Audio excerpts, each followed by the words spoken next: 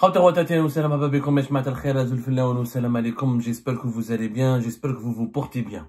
C'est un énorme scandale qui vient d'éclater au cœur de la justice algérienne. Un scandale qui visiblement a été étouffé à la toute dernière minute pour épargner au secteur judiciaire, à la justice algérienne, de se retrouver sous les feux des projecteurs dans le cadre d'un scandale de trafic de drogue. Je dis bien un scandale de trafic de drogue au cœur même de l'appareil judiciaire algérien. On l'aurait jamais cru, c'est la première fois qu'on découvre de telles pratiques.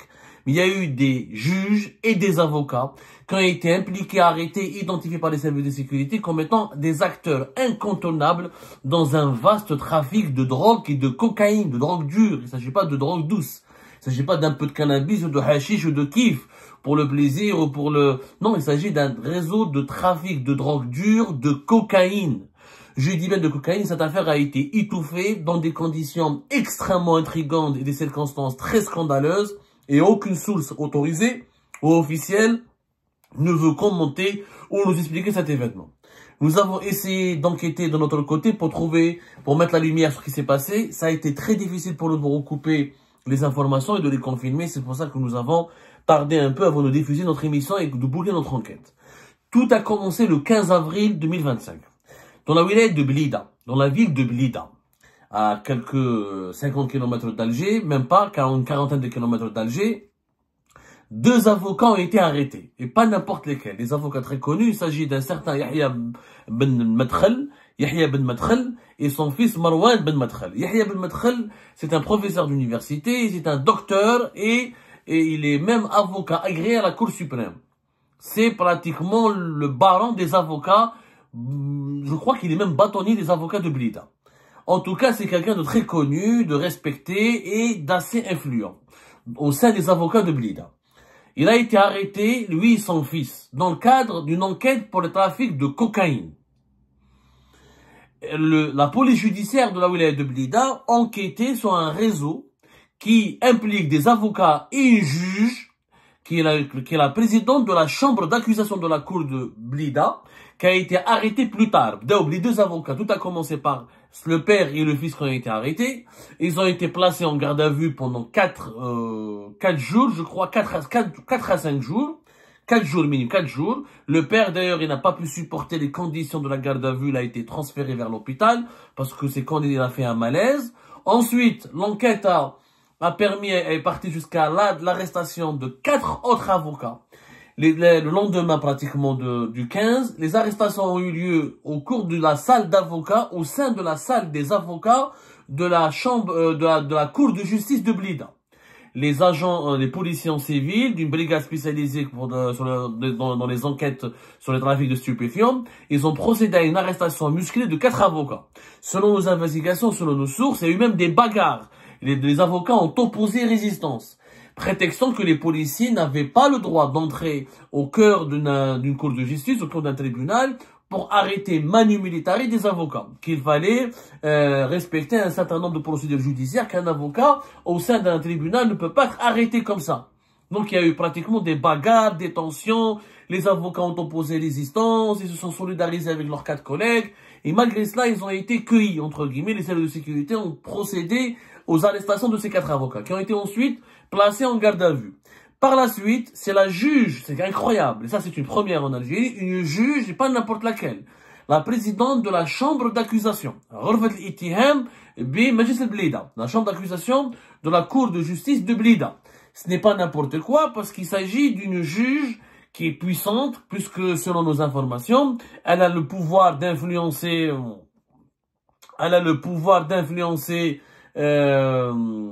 les juges d'instruction. Elle dirige les juges d'instruction. Elle a un pouvoir, elle a elle-même une autorité sur la police judiciaire. Elle a elle-même une autorité sur la gendarmerie. Elle peut gérer des investigations ou superviser des investigations judiciaires. Et elle a été arrêtée et impliquée et mise en accusation par les services de sécurité, mise sur le banc des accusés par les services de sécurité dans le cadre d'un démantèlement d'un réseau cette enquête a mené vers la découverte d'une quantité de drogue de cocaïne qui était de 16 kg. 16 kg de cocaïne qui ont été saisis au cours de cette enquête par les services de sécurité. Où est-ce qu'ils ont été saisis? Plusieurs sources sont divergentes. Il y en a qui disent qu'ils ont été saisis dans l'un des domiciles de ces avocats, d'autres qui disent qu'ils ont été saisis dans le domicile de cette juge. En tout cas, on n'a pas pu déterminer avec exactitude le lieu de la saisie de cette quantité impressionnante, 16 kilos de drogue de cocaïne. Ce qu'on sait que cette quantité appartenait, selon les services de sécurité, notamment les éléments de la police judiciaire de la wilaya de Blida, à ce réseau d'avocats et de juges. Chez la juge Haïdé, qui est présidente de la chambre d'accusation de la wilaya de la cour de justice de Blida, on a trouvé des quantités importantes, des sommes importantes en liquide, en cash, que son salaire de juge ne peut pas justifier. Une juge, elle est quoi, 20 millions, 25 millions de primes. Or, ils ont trouvé des milliards de centimes en cash, en liquide. Donc, ce qui a confirme, pour les enquêteurs, ça a confirmé leur soupçon qu'elle est impliquée dans un trafic de drogue. Le trafic de drogue génère beaucoup de cash, génère beaucoup de liquidité, ça on le sait. Et c'est la première fois que des avocats ont été arrêtés au cœur d'un tribunal, au cœur de la cour de justice de Blida, qu'une juge importante d'une cour de justice a été arrêtée, placée en garde à vue pendant 4 jours, du 16 pratiquement jusqu'au 19, 3 jours, bon, avec 4 jours avec les deux premiers avocats, le père et le fils, le 15 avril. Et le 20 avril, ils ont été présentés devant un juge du tribunal de Blida.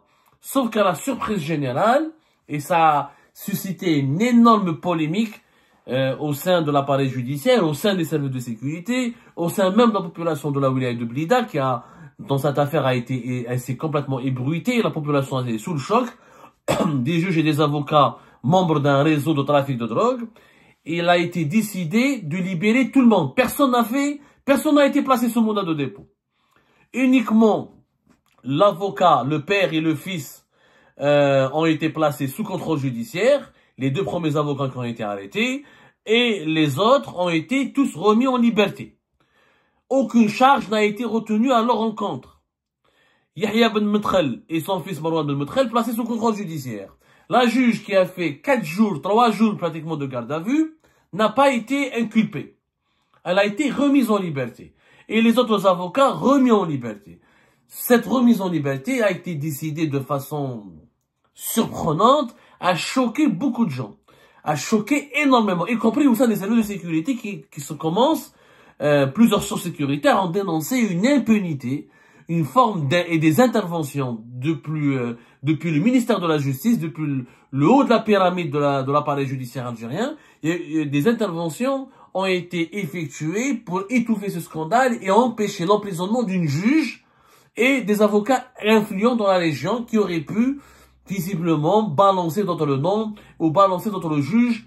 Cette affaire est extrêmement sombre. Je vous dis la vérité, on est en train de poursuivre notre enquête.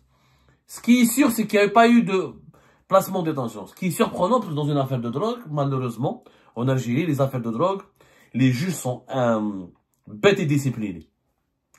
Pour un mégot de hashish ou de cannabis, un jeune Algérien peut finir en prison. Détention provisoire, 1 an, 2 ans, 3 ans.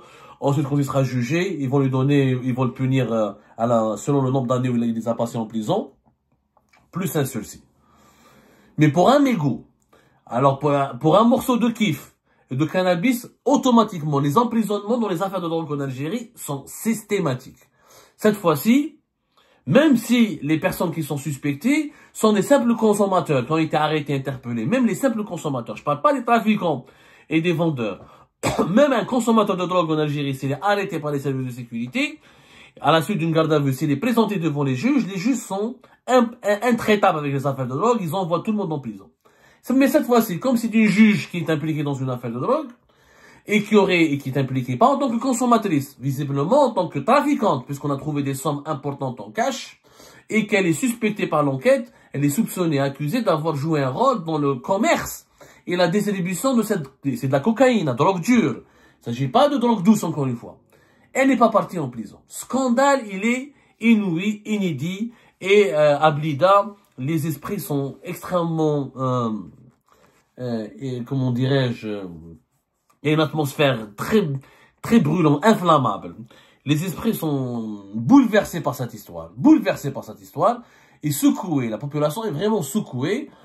Bien sûr, il y a la presse n'en parle pas en Algérie parce que la presse n'est pas libre. Voilà, Elle n'est pas libre, il n'y a pas de liberté d'enquête, il n'y a pas de liberté de parole, il n'y a pas de la liberté de temps. Vous imaginez, si un journaliste en Algérie sur place balance cette information, il finira emprisonné et pour de très nombreuses années. Maintenant, pourquoi ils ont été libérés? Alors, des sources soupçonnent le procureur général près de la cour de Blida, M.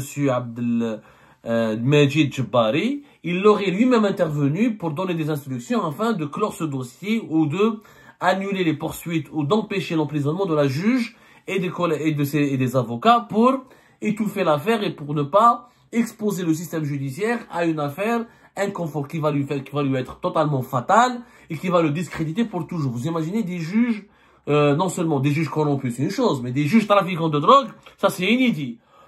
Ça c'est vraiment grave. Des trafiquants de drogue au sein même de l'appareil judiciaire, c'est bon, hein, le système judiciaire algérien n'a plus aucune crédibilité.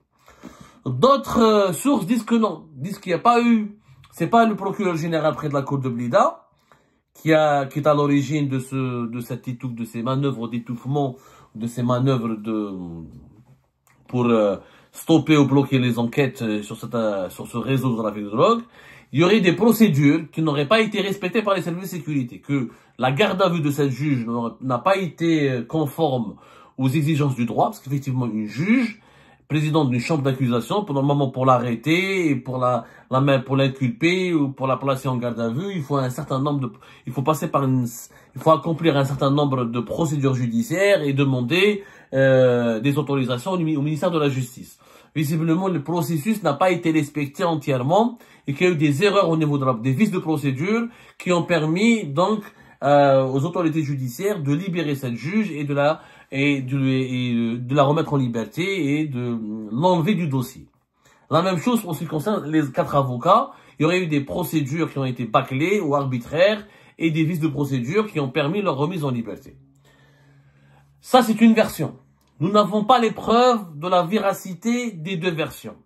Ce qu'on sait, c'est que l'affaire a été étouffée, que personne ne va en parler, que, mis à part quelques pages sur Facebook qui vont faire circuler l'information, et toujours, vous savez, comme on est les réseaux sociaux en Algérie, faute d'avoir une presse libre et indépendante, et faute d'avoir une presse professionnelle, et une presse structurée, rationnelle et rigoureuse qui peut enquêter, qui peut investiguer, qui peut rapporter l'information telle qu'elle est, on laisse les réseaux sociaux s'emparer, faire le métier de journaliste et diffuser n'importe quoi et diffuser des fake news et une part de vérité sur les réseaux sociaux, elle est transformée, retravaillée, manipulée, falsifiée et elle génère 1000 mensonges. Alors qu'à la base, l'information peut être vraie, une part de vérité dans une information, mais le reste, tout ce qui compose le récit qui a été raconté, le narratif des réseaux sociaux est malheureusement dominé par le mensonge.